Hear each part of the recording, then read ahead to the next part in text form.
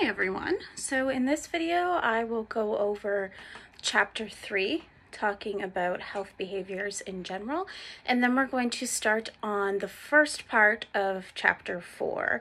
So starting this week we are going to be depending on the week, integrating one full chapter and a part of the next chapter, depending on the length of a chapter or something, just to stagger it and make the workload a bit more manageable. However, like I said, it's totally up to you if you want to work ahead and do chapters in full. It's just to make the workload manageable for me and for uploading the videos, and for you doing only so much each week. So we'll start with chapter 3, and then the chapter 4 slides, just for ease for myself, I have split them into the two parts. So the part 1 of chapter 4 that I'll go over today will be from the beginning of chapter 4 up until including sun safety practices, and then that'll be everything. And next week we will pick up on the second half of chapter 4, which starts with I believe dietary behaviors, whatever comes right after sun safety practices. So to start with chapter 3, chapter 3 discusses health behaviors in general. So an introduction to what they are, health promotion, overview, talking about changing health habits. So we'll spend a lot of time focusing on cognitive behavior approaches to behavior change, and changing health behaviors through social engineering, and some common venues to modify health habits. So to start, just a reminder, this is going back, I believe, all the way to chapter 1. Remember in previous chapters how the risk factors for the leading cause of death has changed over time. So although death was attributed previously to acute disorders like polio, smallpox, in present day, the leading cause of death in the U.S. has been attributed to chronic diseases. So in this chart, you'll see a list of the leading causes of death in the United States. And although this is United States and I don't have the specific Canadian stats right in front of me, I can imagine that they'd be like very similar as westernized cultures. So if you look at the chart on the third slide for the chapter 3 PowerPoint, you'll see the leading causes of death in the United States, and on the right column, you'll see risk factors for each illness. So for example, for heart disease, risk factors are tobacco, high cholesterol, high blood pressure, lack of physical activity, obesity, diabetes, and stress. As you can see, if you look at this chart, many of the risk factors overlap. So, and many are connected to lifestyle factors. So tobacco, smoking, physical inactivity, environmental factors, an unhealthy diet. So a lot of them are similar. So there's similar risk factors for heart disease, stroke, cancer, chronic lung disease. All 4 of those list tobacco. And it's important to note that a lot of these are preventable factors. So meaning these chronic illnesses and leading causes of death may be partially prevented by tackling these specific risk factors. So of these preventable factors, smoking, obesity, and problem drinking are the 3 largest causes. And because many of the factors are preventable, this is a big area for health psychologists to assist in the prevention of these factors and the promotion of health and behavior change. So this is a big area that health psychologists come into play. So when we talk about the idea of health promotion, we're specifically discussing the idea that good health and wellness is both a personal and a collective achievement. So at the individual level and at the group level. So for the individual, it means developing good health habits. The collective achievement includes the medical practitioner who teaches people how to achieve a healthy lifestyle and helps at-risk individuals offset their risks. the health psychologist, who assists in the development of interventions to to help people practice healthy behaviors, and the community and national policy makers who emphasize good health and provide resources to help people change poor health habits. So when we refer to health behaviors, specifically, we're referring to behaviors undertaken by people to either enhance or to maintain their health. A behavior that impacts health negatively may be referred to as a health compromising behavior, which we'll discuss in Chapter 5. When a health behavior becomes established firmly, it becomes a health habit. So compared to a behavior, a health habit is performed automatically without awareness. So it doesn't take like mental effort to remind you to do the thing and then to do it. So if you think about how you try to implement a change in anything, it has to eventually become habitual to last over time. So there's that expression, it takes 21 days to form a habit. So examples of health habits are things like brushing our teeth. We don't really need to think about doing that. We'll just do it anyway. The majority of health habits, like brushing your teeth, are established in childhood because at that point, for the vast majority of people, we have caregivers who reinforce these health habits until they become habitual and occur without reinforcement. So health habits are harder to form later in life because other habits may already exist that are inhibiting the formation of other habits. So it's best to try and formulate health habits earlier in life. So I found much of this chapter really tried to hit home the point that if you are caring for young children, instill all these things as early as you possibly can. So what will changing habits do? There are several benefits that can arise for altering health behaviors and habits at a personal and a collective scale again. So first, deaths due to lifestyle and preventive factors will reduce. And second, the life expectancy may increase. And third, and perhaps more importantly than the other two, the amount of years that people experience that are free of complications of chronic disease may increase. So this would increase the overall quality of life.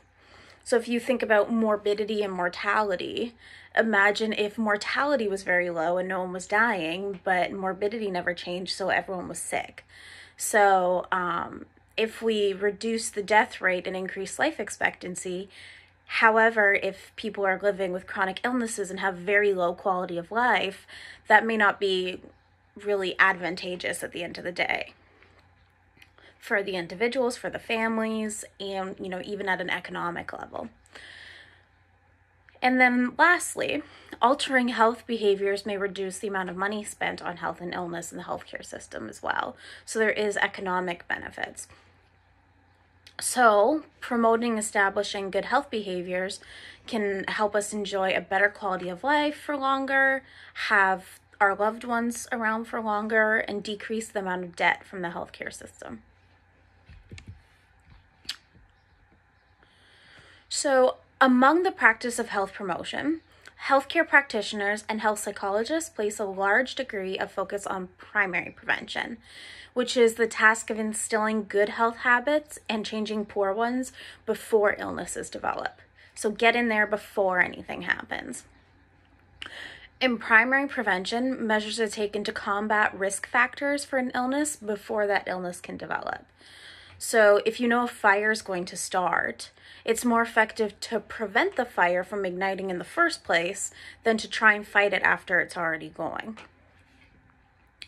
So with primary prevention, there are two main strategies. The first is the most common one, and that's encouraging people to alter their problematic behaviors once they've been established. So helping people become more active that are fairly inactive, helping people quit smoking, helping them drink less after they've already started doing so. So that's the most common one because it's more so, oh, we're here now we know these things are a problem, so now let's hit at them. The second one is more recently developed as an approach, because now that we know these are risk factors, we can attempt to keep people from developing these habits in the first place. So we couldn't have done this before when we didn't know it was a risk factor. But now that we know how risky smoking is, we can try and prevent people from smoking in the first place. So this may include things like smoking prevention programs aimed at younger people to discourage them from smoking before they start. So especially kids in high school. You can kind of see this as, I don't know if people are around their mid-20s, but I can remember when I was younger, there was smoking in non-smoking areas, even in like Wendy's and McDonald's. And now you can't even smoke on properties, right? Because we now know even secondhand smoke is bad. And people who smoke, on average, are a lot less common than they used to be. And you can almost see this happening in action right now with the rise of vaporizers. So before it seemed like this excellent alternative to smoking, and now data is starting to come out. It's been long enough to actually see some preliminary impacts of vaping. So now you can almost see this primary prevention in action with this new behavior. So this practice may be more effective long-term of getting in before the behavior starts, as there may be effects already existing from the behaviors before they were prevented. Like if you got your parent to stop smoking, like if I had got my father to stop smoking, that's excellent, and he's been smoking for decades, so it may be a little bit too little too late. It's hard to tell. So if you can stop it before it even starts, you're going to mitigate any risk from the existence of the behavior for any length of time. However, preventing behaviors before they start can be difficult because many different factors influence the development of behavior. So there's no one strategy that will be effective at reaching all groups of individuals. There's no one-size-fits-all approach. So in the next slide, so slide number 6 for chapter 3, there's a list of the main factors that impact the practicing and changing of health behaviors. So I'm sure you can think of additional factors not listed on this slide. It's not an exhaustive list, but there's some of the main ones. So concerning demographic factors, we're thinking about things like age, socioeconomic status, level of education, etc. Now, demographic factors play a large role in practicing of health behaviors. As you may presume, demographic factors can have an influence on the resources available to you. And the more resources you have, the better your health behaviors. So for example, younger, more affluent, better educated individuals who have less stress and more social support typically practice better health habits compared to those with more stress and less resources. It's like the celebrities that are 70 but look 50 because they've had access to some of the best trainers and dietitians in the world, which is unfortunate as it puts some people at a disadvantage. So this is where health promotion programs and interventions that psychologists develop can be tweaked and personalized for different demographics to try and give everyone the best chance possible. So age, as stated, is instrumental in the development of health habits. Health habits may be charted through the lifespan. So we kind of go up and down with how good we are at engaging in our health behaviors.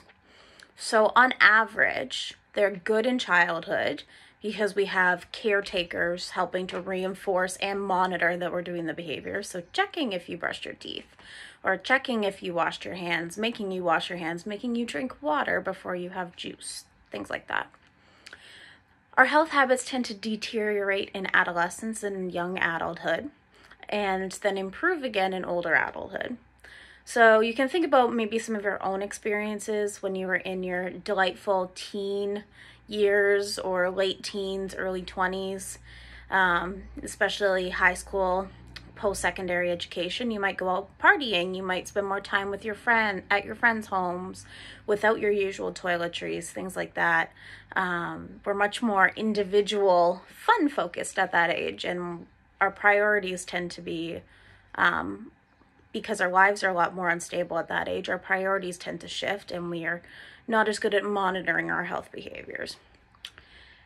And when we get older and things tend to stabilize a bit more, we tend to return to a better pattern of health behaviors. Also, as we actually start to possibly experience the effects of practicing poor health behaviors and the benefits of good ones. So, values also affect health habits. So, understandably, if it's something you or your culture values, you're more likely to engage in it compared to if it's something that you don't value. So, for example, people who value exercise are more likely to practice physical activity. So, kind of makes sense. If you value it, you're more likely to do it. And this pertains to, like I said, cultural values as well. If exercise is less desirable in a culture, people will be less likely to engage in such exercise. And this can be particularly prominent if you factor in gender ideals as well. So some cultures may have particular ideals for males versus females, a particular body look or appearance, and things like exercise can come into play. So next we have the idea of personal control.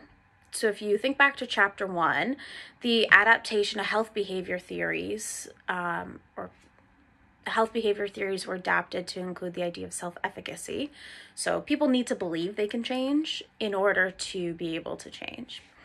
So people's perception of their personal control has a large degree of influence on their ability to make a behavior change. People who see their health as under their control and something they can influence practice better health habits compared to people who see their health as outside their control. So due to chance, predetermined by genetics.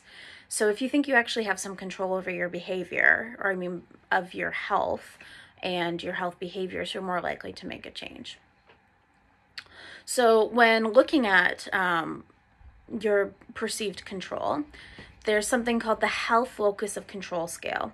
And it's a measure developed to measure the degree to which people perceive their health to be under personal control, controlled by the health practitioner, or chance.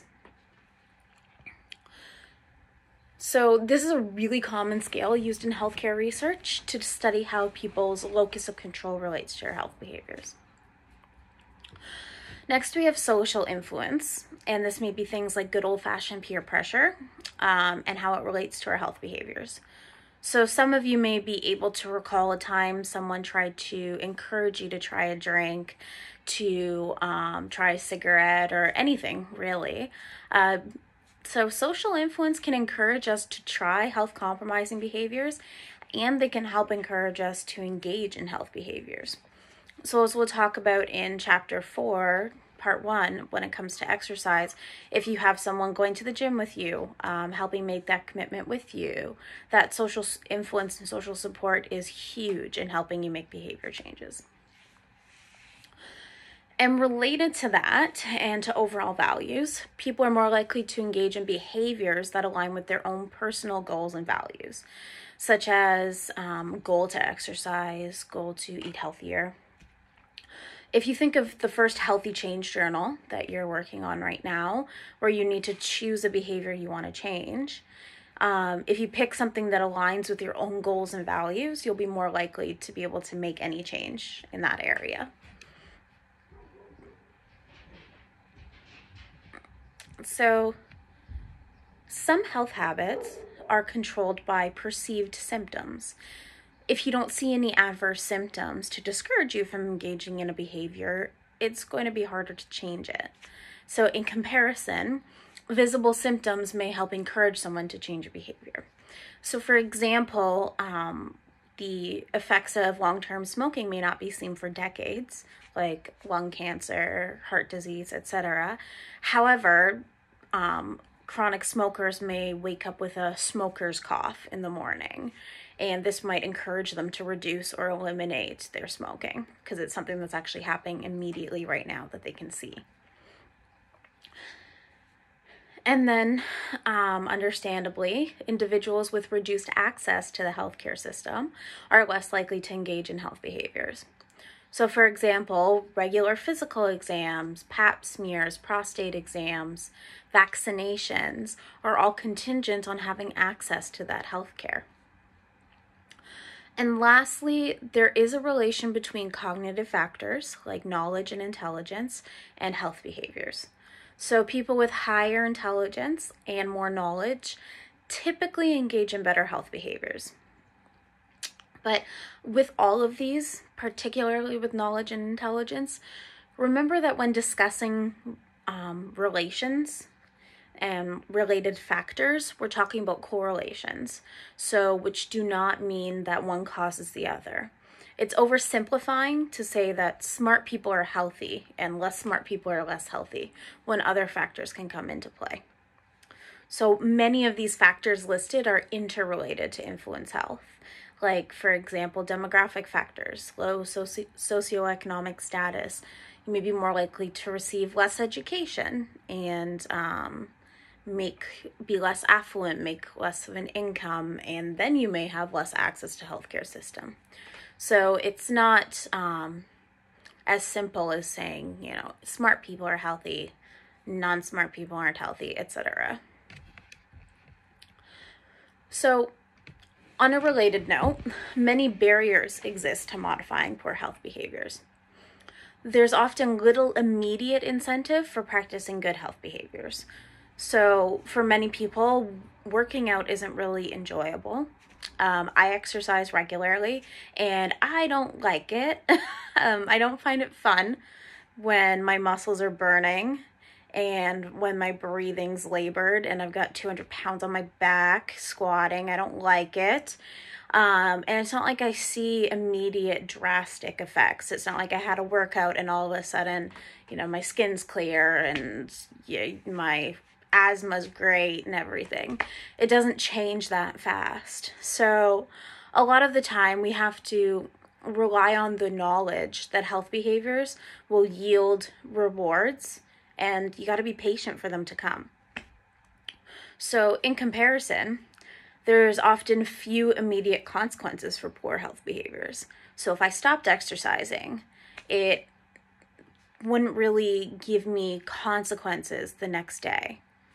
So smoking may not result in negative consequences for years, decades. Some may get away without any significant consequences. So there are ample opportunities for poor health habits to develop, and a lot of barriers exist to get in the way of modifying them. There's not a lot of really nice, juicy, tempting incentive to change a poor health behavior. So looking at some barriers to modifying these poor health behaviors, there are emotional factors that play a huge role in both leading to unhealthy behaviors and perpetuating them. So negative emotions may be released or lessened with a comforting vice. So, smoking when stressed, eating comfort food when you're upset. So poor health behaviors may be pleasurable and addictive as well. So if you think of comfort foods, ice cream, chocolate, eating those when you're sad, the stereotypical eating a box of chocolate after a breakup. Also, people may defend themselves against any guilt or judgment from themselves or from others regarding their behavior by minimizing the extent of risk and relevance of the risk of the behavior. So, for example, continuing to practice a behavior may lead people to a false sense of security. So, I keep doing it and I'm fine, so clearly it's not that big of a deal.